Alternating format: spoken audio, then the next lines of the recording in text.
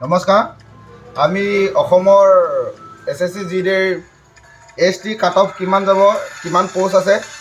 আমি তাৰ ওপৰত আমি এটা এনালাইচিছ কৰিব ওলাইছোঁ আপোনালোকে চাওক কিমানখিনি পাৰোঁ আমাৰ ST বৰ্ডাৰ ডিষ্ট্ৰিক্টটো আমি নধৰোঁ আমি জেনেৰেল ডিষ্ট্ৰিক্টও ক'ম জেনেৰেল ডিষ্ট্ৰিক্টত ST আমাৰ ST ল'ৰা মাতিছে 576টা 576টা ল'ৰা মাতিছে তাক আমি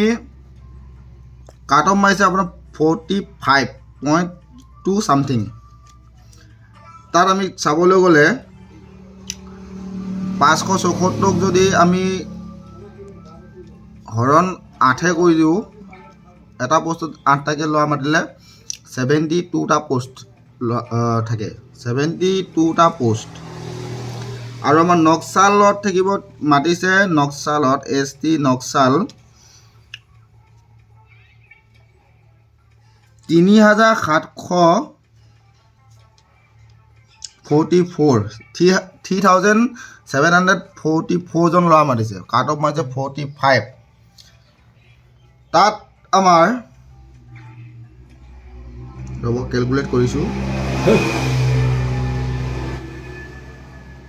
কেলকুলেটটো কৰা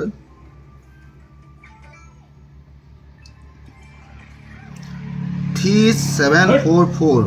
হৰণ 8 পোষ্ট আছে আপোনাৰ 468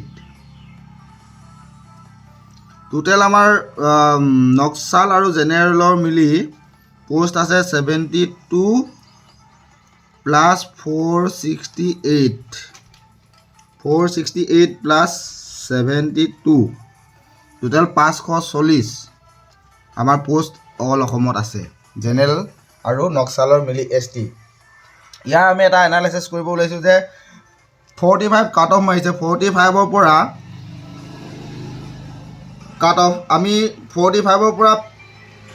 58লৈকে আমি টোটেল ল'ৰা ধৰিছোঁ 2500 ল'ৰা অসমত পাইছে কিন্তু টোটেল আমাৰ ল'ৰা মাতিছে 540টাত পূৰণ 8 কৰিলে 4320টা ল'ৰা মাতিছে 4320টা ল'ৰাৰ ভিতৰত আপোনাৰ তাৰে 2500 ল'ৰা 60 তলত আছে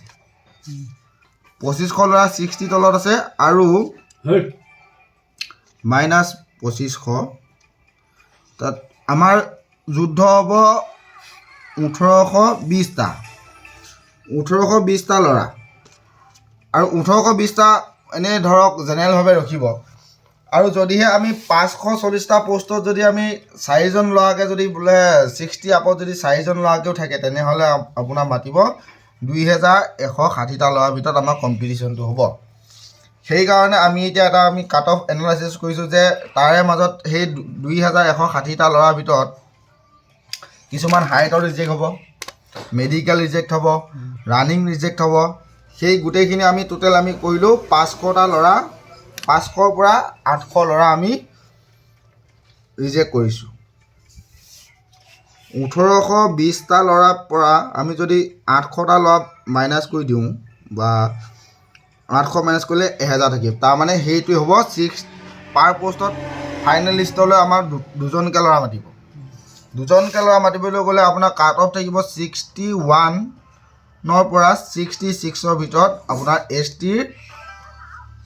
জেনেৰেল ডিষ্ট্ৰিক্ট আৰু নক্সাল ডিষ্ট্ৰিক্টৰ মাজত আমাৰ 60 কাট অফটো যোৱাৰ সম্ভাৱনা সম্পূৰ্ণৰূপে আছে বুলি আমি ধৰিছোঁ সেইটোৱেই ধন্যবাদ